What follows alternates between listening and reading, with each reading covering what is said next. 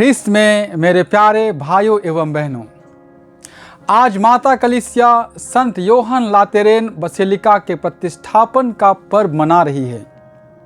यह बसिलिका रोम के सबसे महत्वपूर्ण चर्चों में से एक है और इसे रोम के कैथेड्रल का दर्जा प्राप्त है।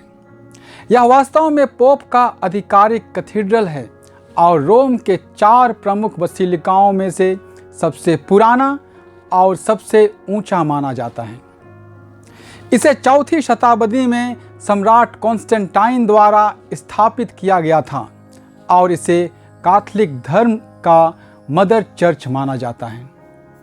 यह बसिलिका समस्त वैश्विक कलीसिया की एकता तथा प्रेम का चिन्ह है। आज जैसे हम लातेरेन महागिरजा का त्योहार मना रहे हैं, आज के दोनों पाठ प्रभु के मंदिर के बारे में जिक्र करते हैं। आज के पहले पाठ में नबी एजेकियल एक दर्शन के बारे में जिक्र करते हैं। वे बताते हैं कि मंदिर की देहली से जल की एक धारा निकलती है और बहकर अराबा घाटी तक पहुंचती है और समुद्र में गिरती है और उस समुद्र के खारे पानी को मीठा बना देती है। वह नदी जहाँ कहीं से होकर गुजरती है, वहाँ के प्राणियों को जीवन प्रदान करती है।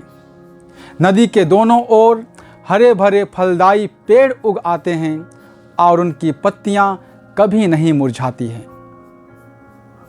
आज के सुसमाचार में हम पाते हैं कि यीशु यरूशलेम मंदिर से व्यापारियों और सराफों को भगाते हैं और उनसे कहते हैं, यह सब यहाँ से हटा ले जाओ, मेरे पिता के घर को बाजार मत बनाओ। प्यारे भाइयों एवं बहनों, आज के पाठों द्वारा हमें यह संदेश मिलता है कि प्रभु का मंदिर या गिरजाघर एक पवित्र स्थान है।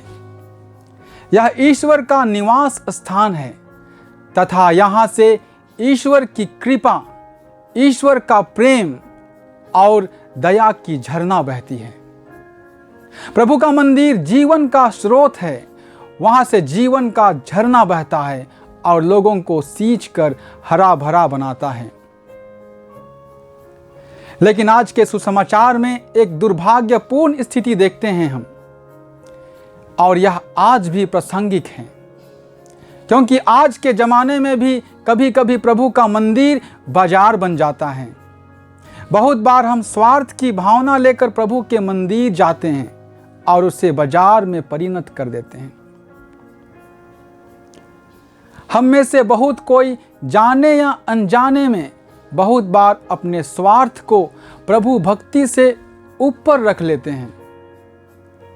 बहुत कोई अपना नाम, पहचान और इज्जत को अपना केंद्र बिंदु बनाकर कलीसियाई गतिविधियों में भाग लेते हैं। वहीं कुछ लोग आर्थिक लाभ को अपना केंद्र बिंदु बना लेते हैं और गिरजा जाने के असली मकसद को भूल जाते हैं।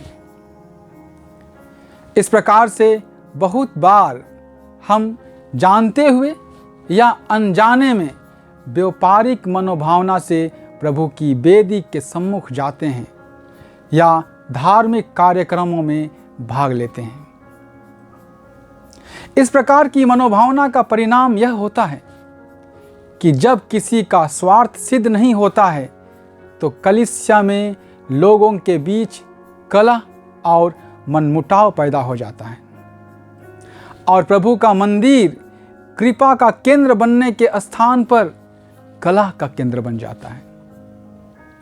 बहुत जगहों में पुराने गिरजाघर को तोड़कर नया, बड़ा और भव्य गिरजाघर बनाया जाता है, लेकिन कुछ दिनों बाद सुनाई देता है कि वहाँ की कलीसिया में एकता नहीं है, बिखराव है और लोग एक दूसरे से लड़ाई कर रहे हैं। ईश्वर का मंदिर जो प्रेम का केंद्र होना चाहिए, वह कलह का केंद्र बन जाता है। आज हमें अपनी धार्मिकता पर प्रश्न उठाने की आवश्यकता है कि हम किस मनोभावना से प्रभु के मंदिर जाते हैं। क्या हमारे मन दिल में व्यापारिक मनोभावना है? क्या हम स्वार्थ की भावना से गिरजा जाते हैं या गिरजा का संचालन करते हैं? अगर प्रभु के मंदिर को हम कृपा का केंद्र बनाना चाहते हैं तो हमें प्रभु के मंदिर की पवित्रता को बनाए रखने की आवश्यकता है।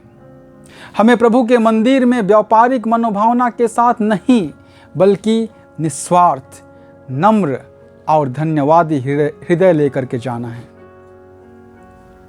प्रभु हमें कृपा दे कि हम निस्वार्थ भाव से प्रभु के मंदिर जाएं और धार्मिक कार्यक्रमों में भाग लें।